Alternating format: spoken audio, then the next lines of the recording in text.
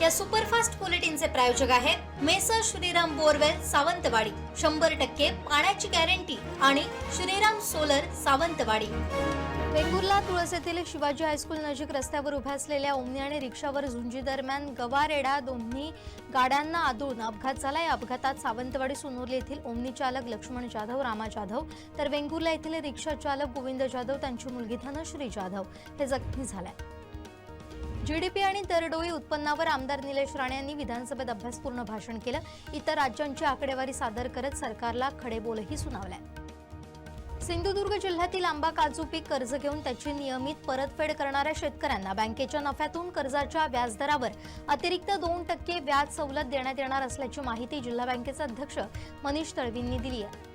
शेतकऱ्यांच्या विविध मागण्यांसाठी आणि सरकारचं लक्ष वेधण्यासाठी 12 मार्चला जिल्हाधिकारी कार्यालयावर भव्य मोर्चा काढणार असल्याची घोषणा शेतकरी नेते संजय गावडेंनी पत्रकार परिषदेत दिली आहे। मालवण शहरात असलेल्या मेढा परिसरात राजा कर्णगिरी महाराज स्वामी यांची शिवकालीन शिवपिंडी असल्याची माहिती समोर येते। विशेष म्हणजे सिंधुदुर्ग किल्ला उभारण्यापूर्वीच या ठिकाणी घुमटी बांधण्यात आल्याचं सांगितलं जात आहे। साटेली पेढीशेत वास्तव्यास असलेले तर मूळ परमे येथील सुपुत्र श्रेयस सकाराम सावंत यांची भारतीय सैन्य दलात लेफ्टनंट पदावर नियुक्ती झाली आहे। वयाच्या अवघ्या 30व्या वर्षी त्यांनी हे यश मिळवलंय। देवगड तालुक्यातील जामसंडे आझाद नगर येथील धोकादायक वळणावर रिक्षा चालक तेजस नारकर यांचं वाहनावरील नियंत्रण सुटून रिक्षा पलटी झाली। या अपघातात चालकासह 5 प्रवासी जखमी झालेत। निरोम मधलीवाडी येथील मीनाक्षी राऊत वय 30 वर्ष, सोहम वय 7 आणि मनोरमा राऊत, नैना राऊत आणि आर्या राऊत अशी जखमींची नावे आहेत।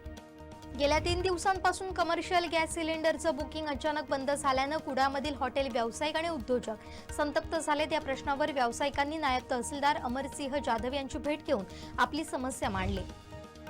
कणकवलीत गॅस एजन्सीच्या बाहेर सध्या घरगुती गॅस घेण्यासाठी ग्राहकांच्या रांगा पाहायला मिळतात। बुकिंगचा सर्व्हर डाऊन असल्यानं ग्राहकांची केवायसी होत नसल्यानं हा भुर्दंड सोसावा लागतोय। देवगड तालुका पंचायत समिती सभापतीपदी भाजपचे गणेश राणे यांची तर उपसभापतीपदी भाजप शिवसेना महायुतीचे अमोल लोके यांची बिनविरोध निवड झाली आहे। जिल्हा महिला व बाल विकास अधिकारी कार्यालय सिंधुदुर्ग तर्फे कुडामध्ये भव्य बाईक रॅलीचं आयोजन करण्यात आलं होतं। कुडा येथील जिजामाता चौक आणि पंचायत समिती दरम्यान काढण्यात आलेल्या रॅलीनं नागरिकांचं लक्ष वेधून घेतलं। जलजीवन मिशन अंतर्गत राष्ट्रीय जल महोत्सव साजरा करण्यात येणार आहे। त्यात वेंगुर्ला परुडे बाजार गावाची निवड करण्यात आली आहे। राष्ट्रपतींच्या प्रमुख उपस्थितीत नवी दिल्ली येथील विज्ञान भवनात होणाऱ्या कार्यक्रमात सरपंच प्रणिती आंबडपालकर यांना सहभागी होण्याचा सन्मान मिळाला आहे। महिला दिनाच्या पार्श्वभूमीवर सिंधुदुर्ग जिल्हा परिषदेत महत्त्वपूर्ण निर्णय घेण्यात आलाय। कार्यालयीन व्यवहारात कोणत्याही महिलेला एकेरी नावानं संबोधू नये अशा सूचना देण्यात आल्याची माहिती मुख्य कार्यकारी अधिकारी रवींद्र खेबुडकर यांनी दिली आहे।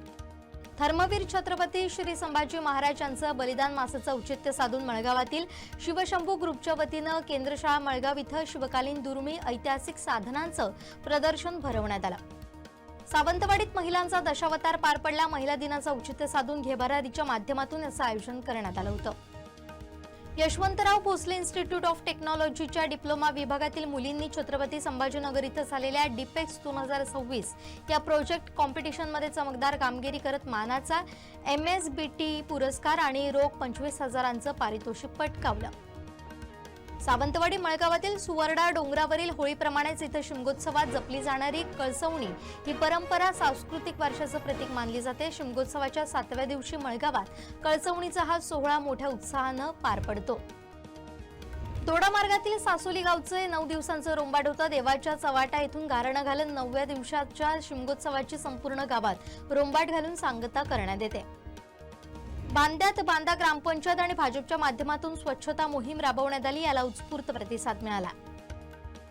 देवगडात शिमगोत्सवाचा उत्साह पाहायला मिळालाय। या निमित्तानं गोमूचे खेळ साऱ्यांचं लक्ष वेधून घेत आहेत। मुंबई येथील प्रादेशिक हवामान केंद्राच्या अंदाजानुसार कोकण किनारपट्टीवर पुढील काही दिवस उष्ण आणि दमट हवामानासह उष्णतेची लाट येण्याची शक्यता आहे। महाराष्ट्र सरकारनं उच्च शिक्षण विभागात 5,000हून अधिक प्राध्यापकांच्या भरतीला मान्यता दिली आहे। उच्च शिक्षण मंत्री चंद्रकांत पाटील यांनी विधान परिषदेत ही घोषणा केली। शासकीय नोकरीत असलेल्या महिला सकाळी 9:15 वाजता कार्यालयात आल्या तर घरी जाताना त्यांना अर्धा तास लवकर सोडण्यात येईल अशी घोषणा उपमुख्यमंत्री सुनेत्रा पवार यांनी विधान परिषदेतून केली आहे। गॅसचा तुटवडा जाणवू लागल्यानं केंद्र सरकारनं देशभरात एस्मा अर्थात आवश्यक सेवा पुरवठा अधिनियम कायद्याची अंमलबजावणी केली आहे। या कायद्यामुळे आता देशभरात आवश्यक वस्तूंची साठवणूक आणि काळा बाजार करण्यावर प्रतिबंध लागणार आहे। काँग्रेस नेते राहुल गांधींनी स्वातंत्र्यवीर सावरकर यांच्याविषयी मानहानीकारक वक्तव्य केलं होतं। या खटल्याची याचिकाकर्त्यांनी त्यांच्या वैयक्तिक कारणास्तव याचिका मागे घेतली, त्यामुळे राहुल गांधींना दिलासा मिळालाय।